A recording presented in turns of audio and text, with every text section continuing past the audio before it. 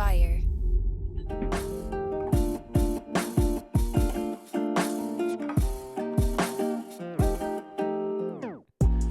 Welcome back to the Kidney Stone Diet Podcast, the show about reducing your kidney stone risk and living your best life.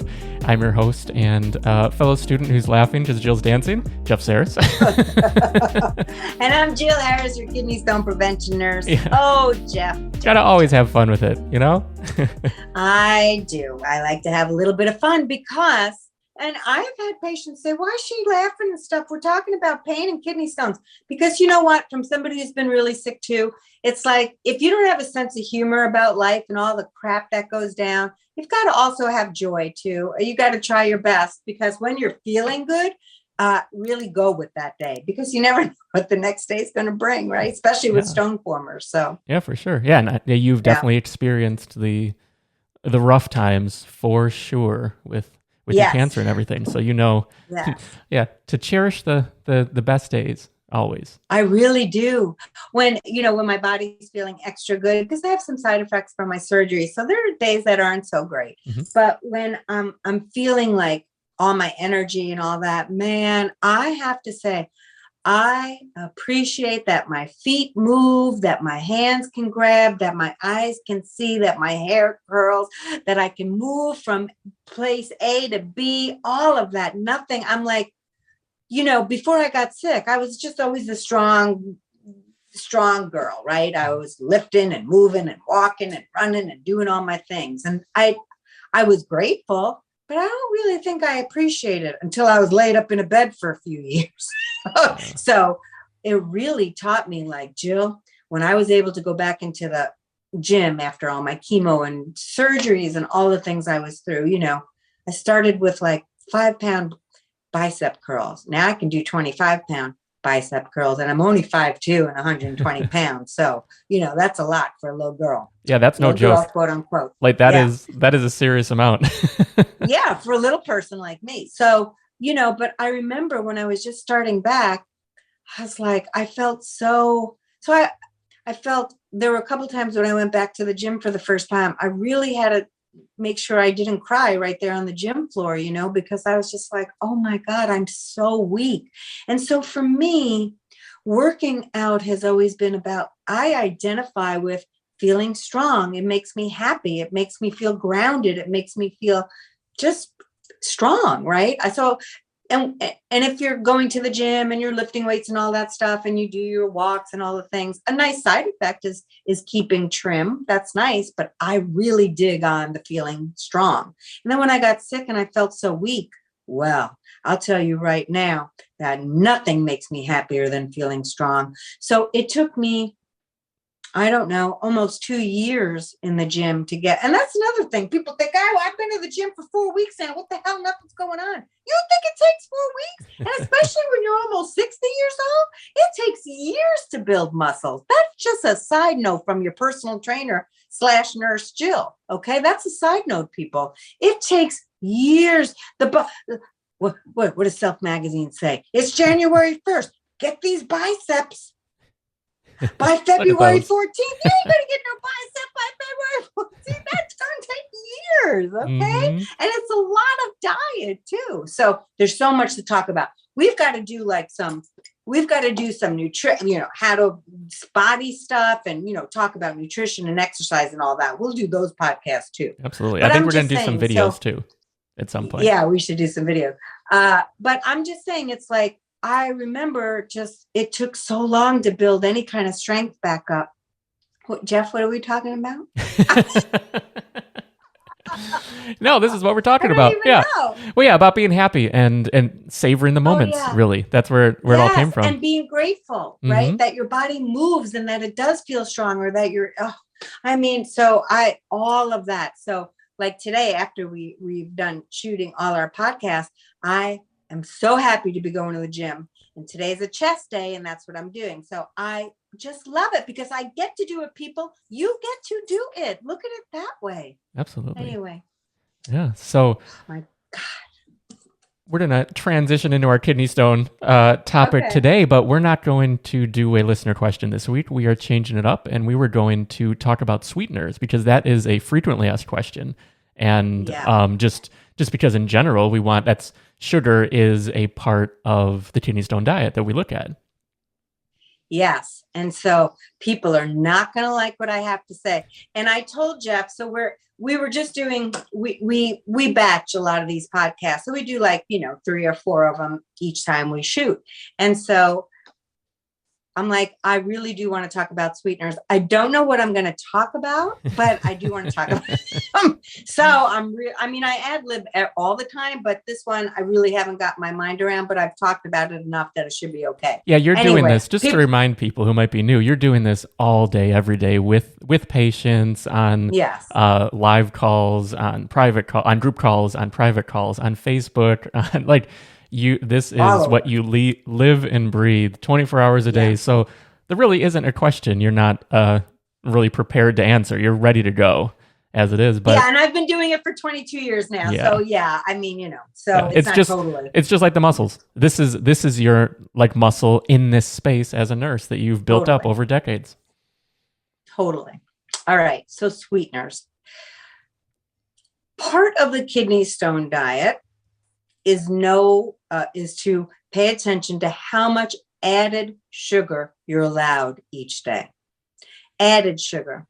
Think candy bars, not apples. Okay. Now, men get 37.5, but I give them the extra half and just say 38. Nobody likes decimals. And women get 25 grams of added sugar. Okay. So the reason we forget about kidney stone people, heart people, diabetes, we shouldn't be eating all the added sugar we're eating. Okay. We should not. Our kids should not. It's one of the leading causes of obesity is all this added sugar. Added sugar just means you're eating a lot of junk. Okay.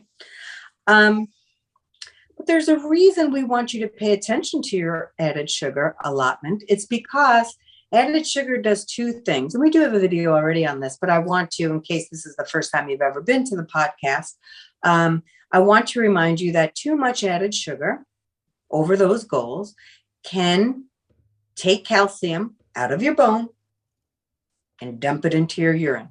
So sugar will cause that. Hypercalciuria. Hyper, too much, calcium, urea, urine. Too much calcium in your urine. Sugar can do that. Too much added sugar can lead to, kidney stones and bone loss. Okay, so that's a problem. Also, many people don't know that too much added sugar can also decrease your urine output. We know that with salt. We eat too much salt, we get all puffy, you feel bloated, your rings don't fit, your dungarees don't fit. Yeah, I said dungarees, I'm that old. Your jeans don't fit. And so, but sugar does the same thing. So we bloat up with sugar. So it will decrease urine output. So, and also increase your weight most of the time. I know there's a few skinny minis out there where it doesn't bother you, God bless, but it does bother most people. Okay. So, and increase your risk for heart disease and diabetes and everything. So I'm a big advocate, as you can imagine, to lower your added sugar. This does not mean we want you to eat 15 pieces of fruit all day, because people say, she said no added sugar, but, or watch our added sugar, but honey, get me a bushel of apples. I'm going to eat it right now. Don't do that either. Okay. So eat 3 pieces of fruit a day. If you're diabetic, you may want lower. Listen to what your doctor says. But anyway, so here's what you might not like what I have to say. Sweeteners.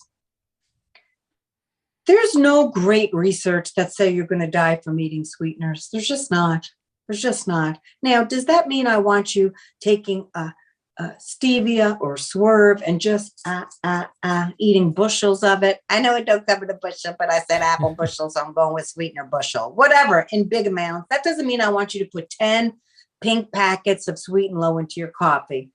And most of you will say, I know, Jill, duh. But people tend to extrapolate over what I say. You know, they'll make up their own thing. So I always like to be extra clear. So people are going to say, are you kidding me? She's advocating sweetener. I'm not advocating it. But I am saying, listen to my side of this. If you're coming to me, because a lot of people come to me just for weight loss, and guess what I tell them to do? The kidney stone diet. Okay. Again, it's lowering sugar. It's lowering salt. It's getting fluids. It's getting enough calcium to feed your skeleton and lower your oxalate, and eat normal amounts of meat protein if you eat meat. Okay. It's a healthy diet, one everyone should follow. Sweeteners, though. So if I have somebody come to me and they're 350 pounds, and I tell them, today's what, Sally? Tuesday? Okay, tomorrow, Wednesday, you have to go down to 25 grams of added sugar. And that's what you have to do. Sally's going to hang up the phone. Well, first, Sally's going to say, I'd like a refund. That's what Sally's going to say first. And then second all, she's going to hang up the phone. She's like, there's no way in God's green earth that I can be compliant with that. I eat 5 candy bars a day. Now I'm supposed to go to 0? That's never going to happen.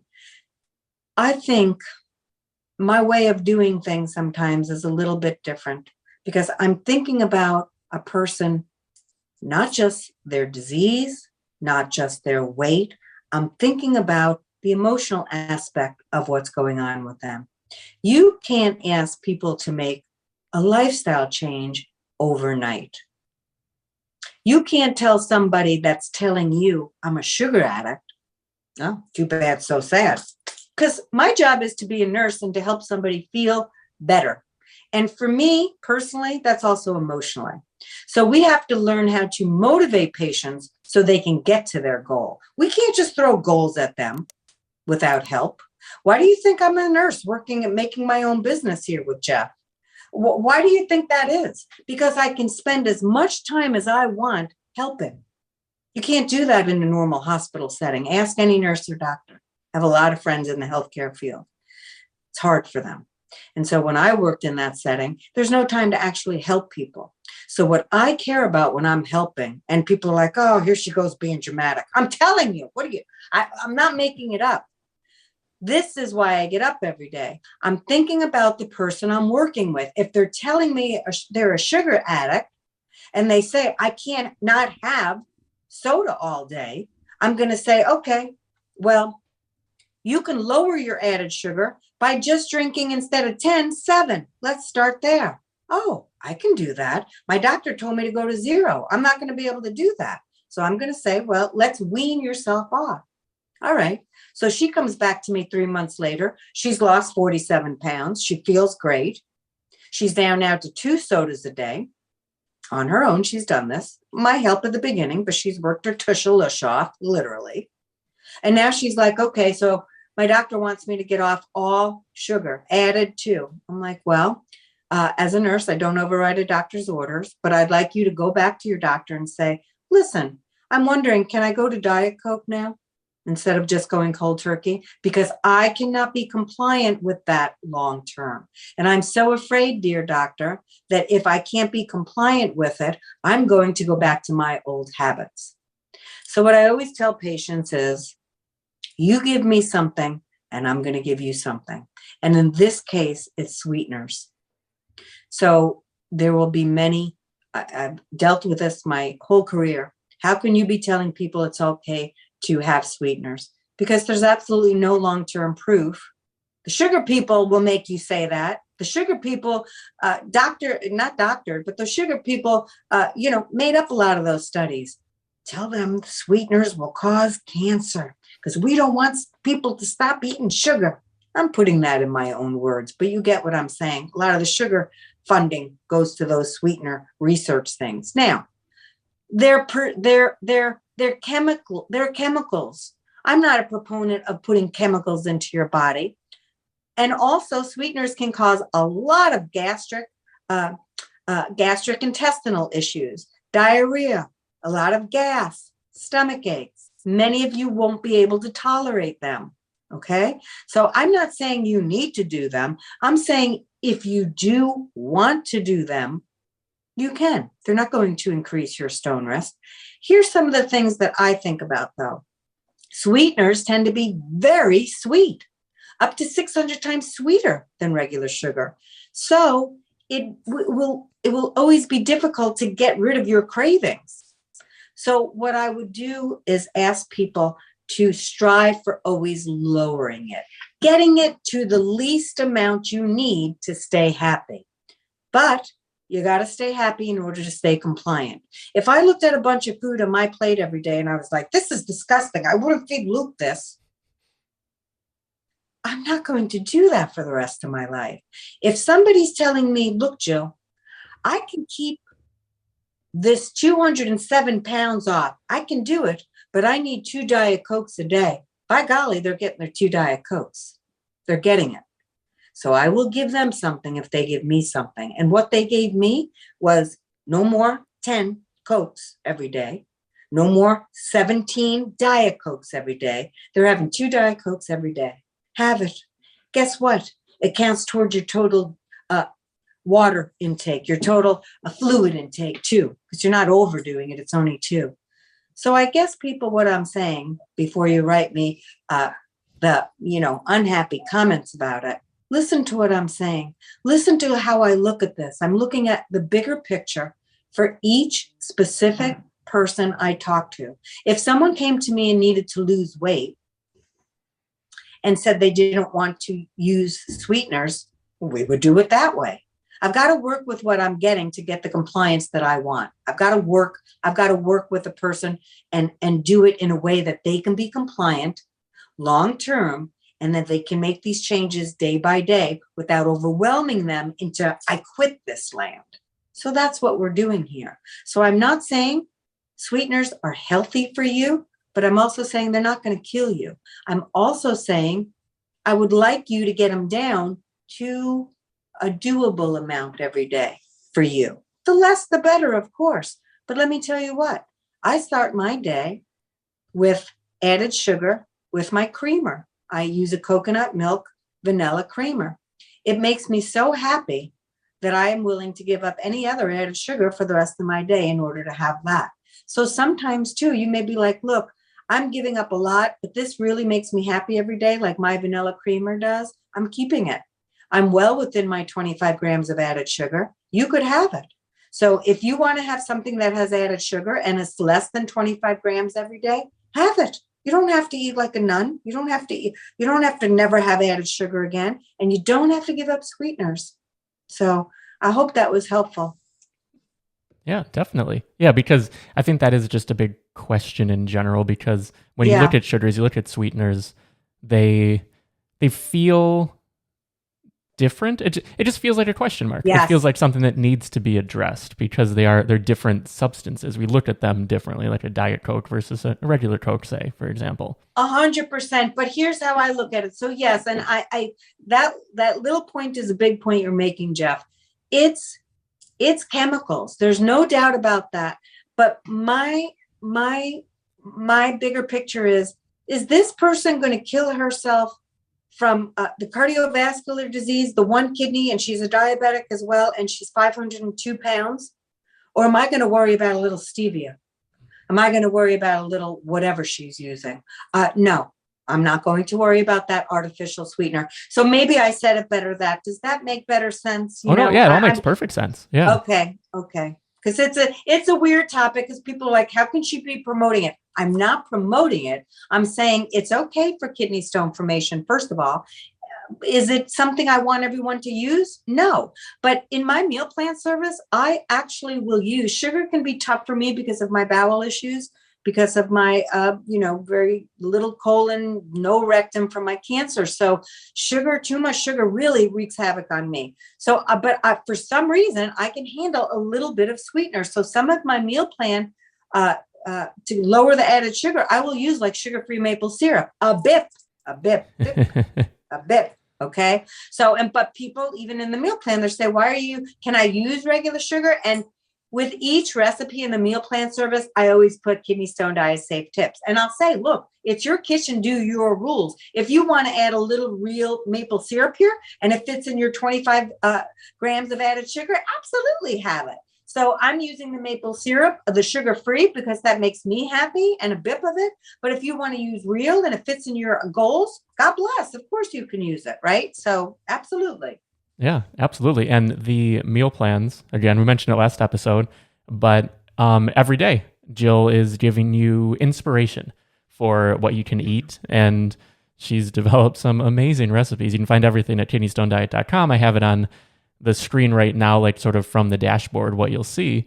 But yeah, it's inspiration for you to just figure out how to approach this diet in a way that works for you, and to show you that, along with the kidney stone diet safe tips that Jill mentioned, just to show you how versatile it can be, because it's not as rigid and regimented as you might expect when you're throwing all these lists, these oxalate lists. Don't eat this, don't eat this, don't eat this. There is a lot you can still eat and should be eating. Oh my God. Absolutely. My meal plan will have black beans. Really, Jill? Oh my God, I'm never buying that meal plan. What are you talking about, black beans? Sweet potatoes. Jill's just lost her mind. She's drinking again.